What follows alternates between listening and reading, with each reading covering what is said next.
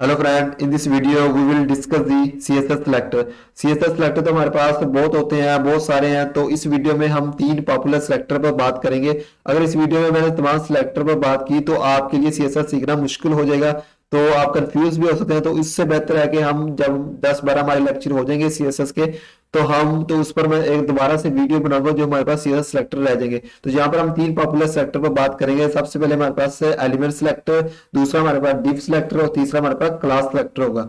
तो element selector को use करने के लिए मैं हेडिंग टैग ले लेता हूँ और इस पर कॉन्टेक्ट भी दे देता हूँ H1। इसको मैं 3-4 मतलब कॉपी पेस्ट कर लेता हूँ ताकि जो मैं आपको डिफरेंस समझाना चाहता हूँ तीनों में वो समझा सकूं। चार मैंने हेडिंग ले लिया। अब आउटपुट देखिए, हमारे पास ब्लैक कलर में हमारे पास आउटपुट हमारे पास नजर आ रही है। अब आप करेंगे इनकी जो हेडिंग है, चारों एलिमेंट जो हमने लिए हुए हैं, टैग लिए हुए हैं, इनकी मैं कलर जो है वो चेंज करना चाहता हूं। अब मैंने सारों को सिलेक्ट करना है, तो सारे को सिलेक्ट करने के लिए हम एलिमेंट टैग एलिमेंट सिलेक्टर को यूज करेंगे। तो H1 को मैंने सिलेक्ट किया। अब इसका जो कलर है वो मैं रेड कर देता हूं। तो देखिए हमारे पास जितने भी हमने चार हेडिंग टैग लिए थे तो मैंने सबका कलर हमारे पास चेंज हो चुका है। अब आप अब आप किसी स्पेसिफिक का कलर चेंज करना चाहते हैं। आप चाहते हैं कि मैं H2 जो लाइन पर है, यानी कि इसका जो मैं कलर चेंज करना चाहता हूँ, बाकियों का कलर रेड रहे लेकिन इसका कलर चेंज हो जाए, डिफरेंट हो जाए।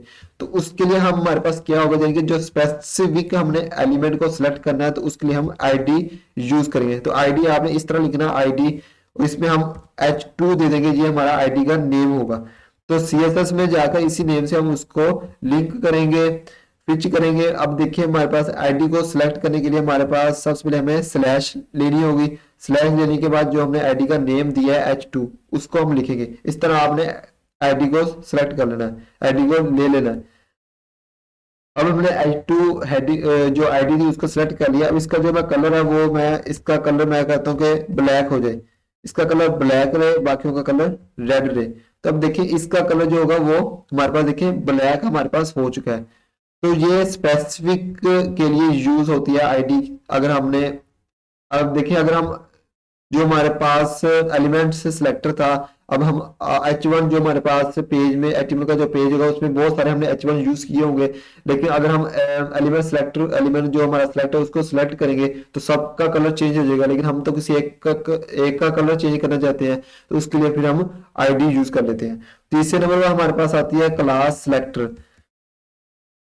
क्लास सेलेक्टर हम यूज करके इसका नाम है H3 देता हूं। अब मैं चाहता हूं कि इसका तीसरे का और जो हमारे पास 4 पर हमारे पास आ रहा है, इन दोनों का जो हमारे पास फाउंड साइज हो क्या हो जाए, सेम फाउंड साइज हो हमारे पास बाकियों की जिस पर। तो उसके लिए हम जो क्लास यूज करेंगे, क्लास यूज करने का मतलब हम मल्टीपल एलिमेंट पर हमारी कॉमन प्रॉपर्टी हम उस पर अप्लाई कर सकते हैं।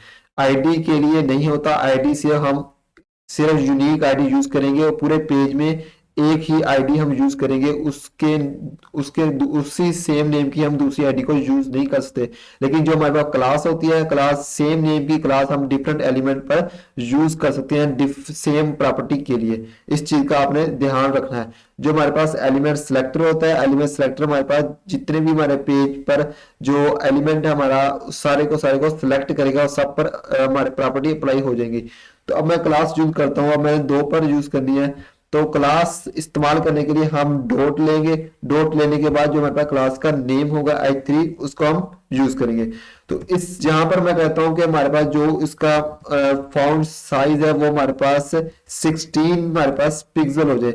अब देखिए, अब हमारे पास तीसरा हेडिंग और चौथे हेडिंग में जो साइज होगा वो हमारे पास 16 हो चुका है। देखिए हमारे पास इस तरह अगर आपने डिफरेंट एलिमेंट सेलेक्ट करने हैं तो हम क्लास यूज करेंगे सेम प्रॉपर्टी अप्लाई करने के लिए। आईडी हम यूज करेंगे कि हम सिर्फ एक ही यूज करना चाहते हैं, स्पेसिफिक एलिमेंट हम यूज करना चाहते हैं तो फिर हम आईडी को यूज कर लेते हैं। और जो हमारे पास होती है एलिमेंट सिलेक्टर होता है वो सारे को सिलेक्ट करता है। तो इसमें एक चीज हम और देते हैं कि हमारे पास प्रायोरिटी सबसे ज्यादा किसकी होती है। अगर आप देखें कि H1 को सिलेक्ट किया है तो यहाँ पर मैं आईडी में देता हूँ, H1 आईडी देता हूँ। और जो हमारे पास क्लास क्लास में देता हूँ H2, क्लास का नेम दे देते हैं हम। यहाँ से इसको मैं रिमूव कर देता हूँ। मैं बताता हूँ कि इसमें सबसे ज्यादा जो हमारे पास प्रायोरिटी वो किसकी होगी। सबसे ज्यादा जो हमारे पास प्रायोरिटी होती है वो हमारे पास आईडी सिलेक्टर की हमारे पास प्रायोरिटी होती है। फिर उसके बाद हमारे पास जो होती है वो क्लास की प्रायोरिटी होती है, और उसके बाद हमारे पास एलिमेंट सिलेक्टर की हमारे पास प्रॉपर्टी होती है। अब देखिए H1 में मैं कलर मैंने किया ये रेड किया हुआ है, और क्लास 2 जो हमारे पास है वो देखिए हमारे पास उसका कलर ब्लैक है हमारे पास। और आईडी क्या है हमारे पास, आईडी का जहाँ पर हम थोड़ा आईडी H3 कर लेता हूँ, ताकि चलो H1 नहीं लेते, H1 हमने ली। अब मैं यहाँ पर आईडी हमारे पास क्या होगी, H1 होगी, और क्लास हमारे पास H3 होगी। और H3 हमने यहाँ पर क्लास का नेम क्या दिया हमने, एक यहाँ पर हमने क्लास का नेम H2 दिया है, ठीक होगा। अब हम यहाँ पर इसका H2 कर देंगे, और इसका भी हम जो कलर है वो हम यहाँ पर मैं कलर करता हूँ एक्वा करता हूँ। अब देखिए देखिए अब तीनों चीजें हमारी एक ही एलिमेंट पर सिलेक्ट हो रही हैं। एलिमेंट सेलेक्टर भी इस पर सिलेक्ट हो रहा है, आईडी भी इस पर सिलेक्ट हो रही है हमारे पास, और क्लास भी इस पर सिलेक्ट हो रही है। और हमने क्या किया, सेम हमने कलर भी दिया है।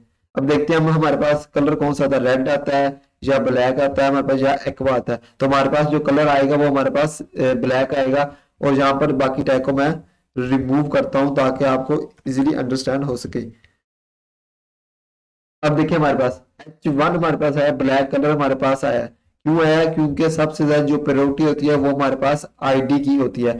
ऑर्डर जो हमारे पास वो उसकी वैल्यू नहीं होती। देखिए ऑर्डर की क्लास बाद में लिखी है मैंने, जो आईडी सेक्टर मैंने पहले लिखा है। तो यहाँ पर ऑर्डर का कोई सीक्वेंस नहीं है हमारे पास, लेकिन जो प्रायोरिटी होती है वो हमारे पास आईडी सिलेक्टर की हमारे पास प्रायोरिटी हमारे पास होगी। उसके बाद हमारे पास होगी क्लास की, और उसके बाद हमारे पास एलिमेंट सेलेक्टर होगी।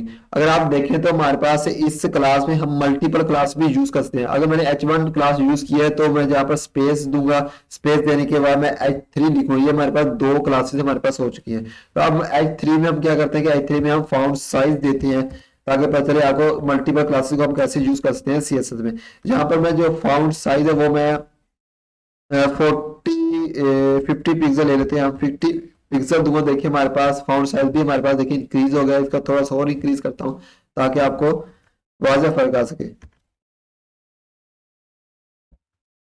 अब देखिए हमारे पास देखिए फाउंड साइज हमारे पास इंक्रीज हो गया। तो इस तरह हम मल्टीपल क्लासेस भी यूज कर सकते हैं, लेकिन आईडी हम मल्टीपल यूज नहीं कर सकते हैं। आईडी हमारे पास एक ही होगी, यूनिक नेम होगा।